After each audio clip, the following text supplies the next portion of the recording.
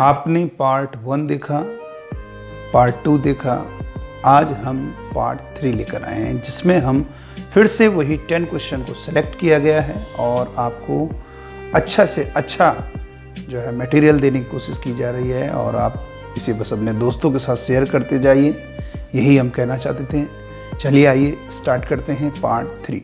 First question में कह रहा है if the mean and median of a set of numbers are 8.9 and 9 respectively.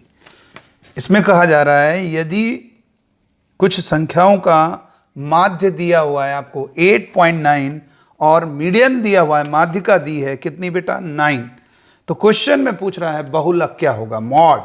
तो बहुत ही गजब का क्वेश्चन है, सिंपल सा रिलेशन है, काफी ये पूछा जाता है 3 times median minus 2 times mean. ये क्वेश्चन है बहुत इजी, लेकिन ये मालूम होना जरूरी है, नहीं तो आपके लिए बहुत ही टफ हो जाएगा क्वेश्चन।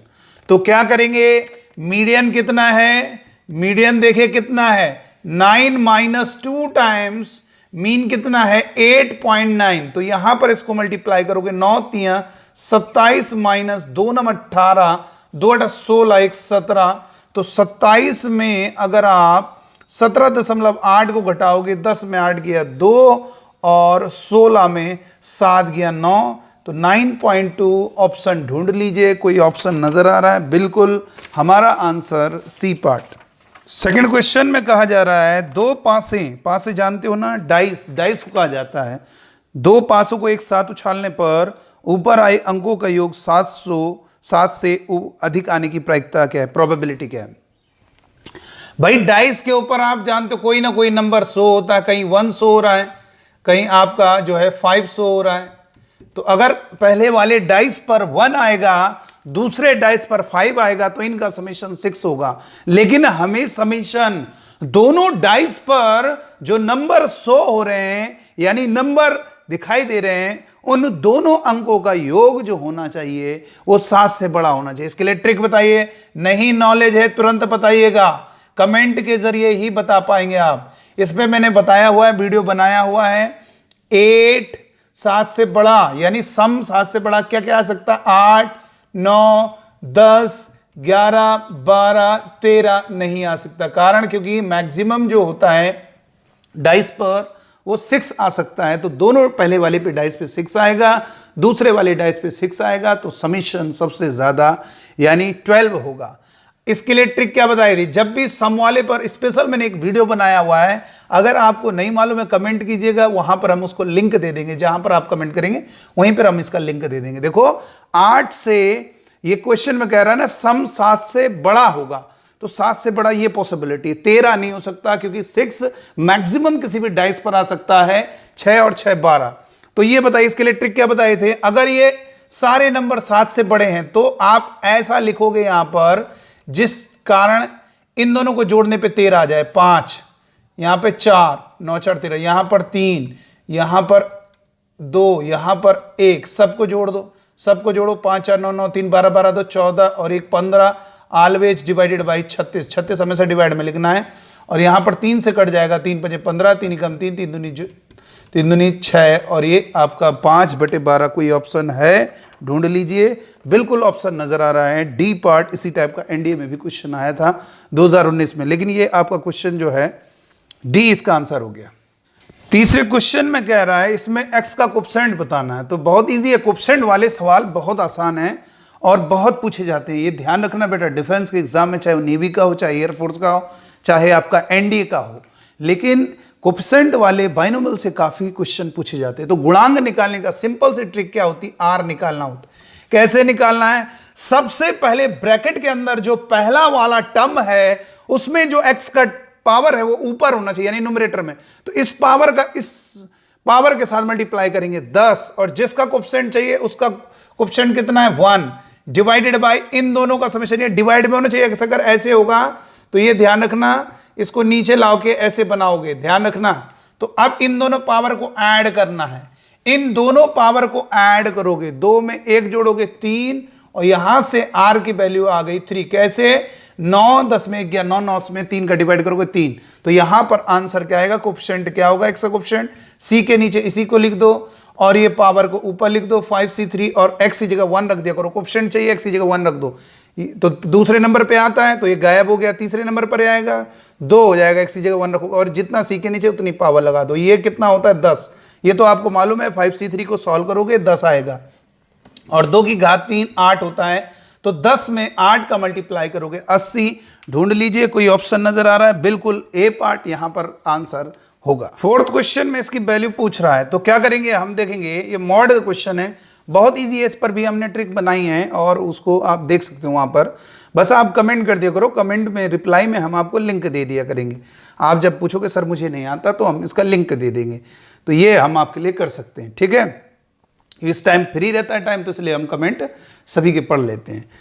तो यहां पर क्या होगा बेटा, ये देखोगे क्या है, ये आपको देखना है, कोई भी मॉड का क्वेश्चन होगा जिसमें लीनियर है x की पावर 1 है, ये मॉड के अंदर वाला जीरो कहां पर हो रहा है, साफ साफ दिख रहा है, चाहो तो जीरो करके पता कर लो, या ऐसे ही दिख रहा है 2 रखने पर जीरो होगा।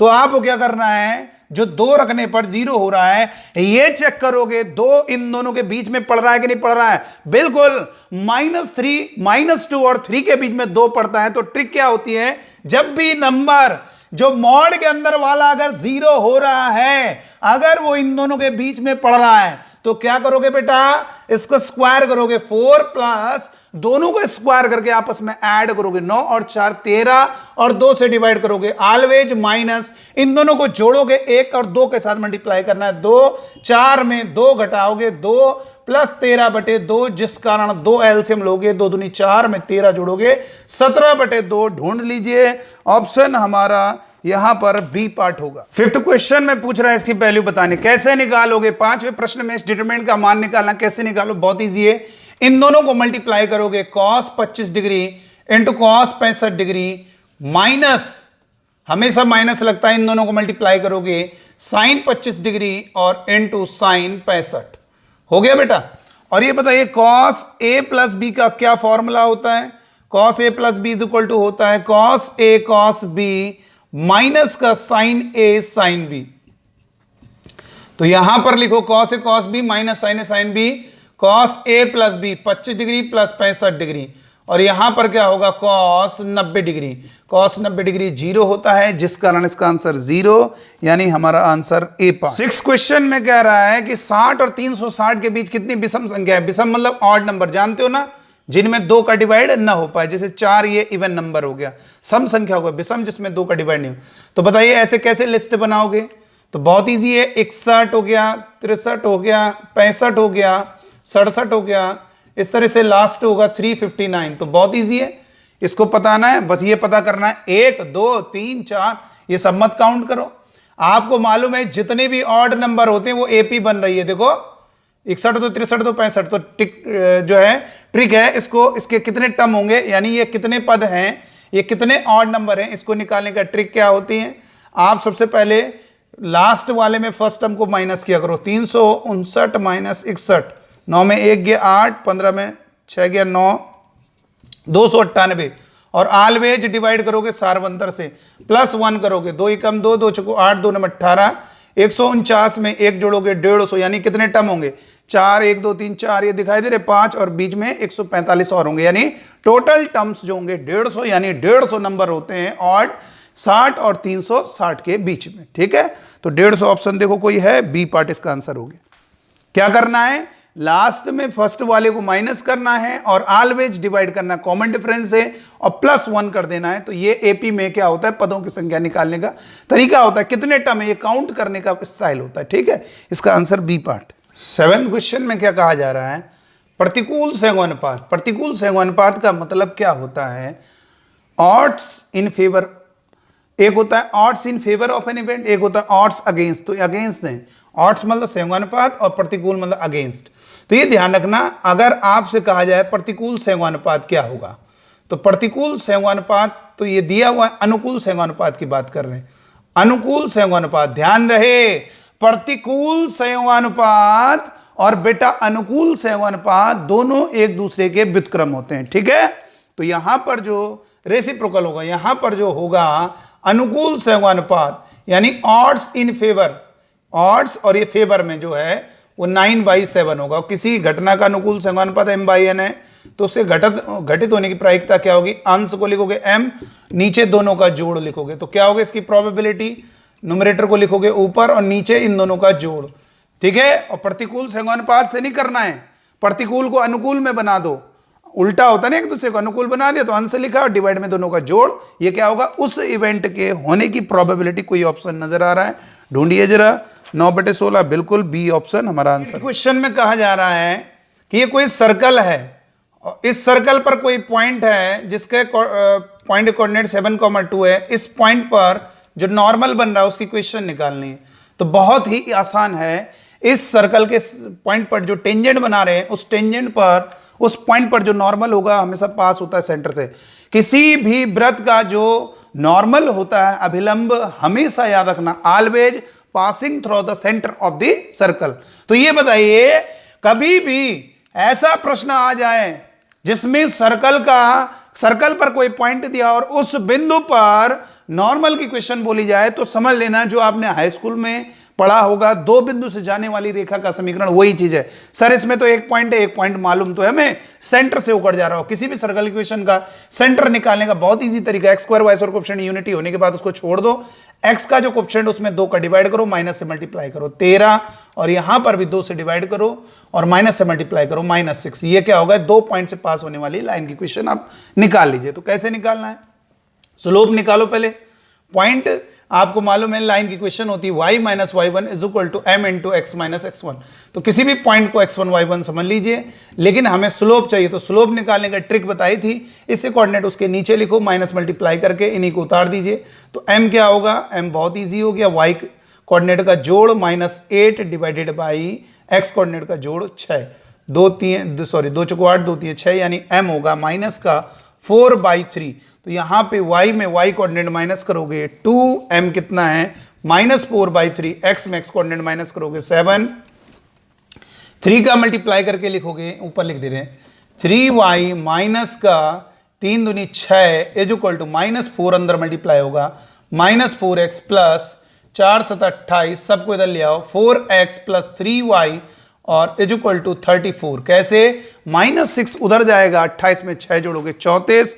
तो यहां पर ऑप्शन ढूंढ सकते हो 4x + 3y और ये माइनस का 34 = 0, यानी हमारा आंसर ए पार्ट होगा। 9 क्वेश्चन में कह रहा है p का मान क्या होगा यदि समीकरण के मूल बराबर है। मूल मतलब रूट्स। इस क्वाड्रेटिक इक्वेशन के रूट्स इक्वल हैं। जिस द्विघात समीकरण के, कोई भी क्वाड्रेटिक इक्वेशन है, ध्यान से सुनिएगा, कोई भी क्वाड्रेटिक इक्वेशन है, अगर उसके रूट्स बेटा इक्वल हैं, मूल बराबर हैं, तो ध्यान रखना d को 0 करते हैं और d क्या होता है b² - 4ac। तो यहां पर डिस्क्रिमिनेंट हमारा होता है b² - 4ac। ये हमारा कैपिटल A है, दूसरे नंबर वाला कैपिटल B है c। तो d की जगह 0 रखोगे, b कितना है बेटा -5, यहां पे रखोगे स्क्वायर करोगे 25, -4, a कितना है 3 और p कितना है 2p।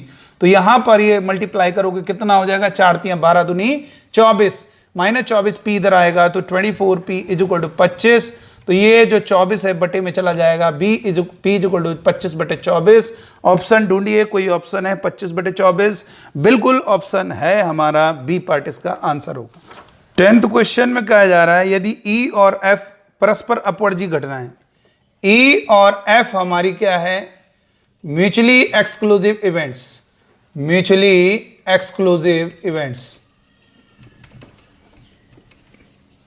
इसे हिंदी में कहते हैं परस्पर अपवर्जी घटनाएं। परस्पर अपवर्जी घटनाएं कभी एक साथ नहीं हो सकती, उन्हीं घटनाओं को परस्पर अपवर्जी घटनाएं कहते हैं। तो इसमें क्या सिंपल है यार, थ्योरेटिकल है, कोई दिक्कत नहीं, यूनियन साइन प्लस हो जाता है। म्यूचुअली एक्सक्लूसिव जब भी इवेंट्स हो, बात 2 नहीं, बात चाहे 4 हो चाहे 10 हो, जितनी भी म्यूचुअली एक्सक्लूसिव इवेंट्स हैं, अगर यूनियन साइन लगा है तो वो प्लस से रिप्लेस हो जाएगा, PE + PF। जैसे लिखा हो E1 union E2 union E3।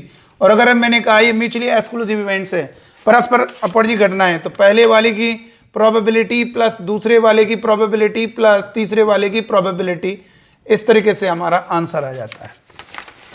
दो घटनाएं अगर परस्पर अपवर्जी हैं, म्यूचुअली एक्सक्लूसिव हैं, तो पहले वाले की प्रोबेबिलिटी प्लस दूसरे वाले की प्रोबेबिलिटी, इस तरीके से क्वेश्चन को सॉल्व किया जाता है। तो ये हमारा 10 क्वेश्चन का दूसरा जो तीसरा पार्ट है वो कंप्लीट हो गया है। आप कमेंट करके लगातार बताते चले जाइए, ये कंटिन्यू हम करते रहेंगे। ठीक है, ओके, थैंक यू।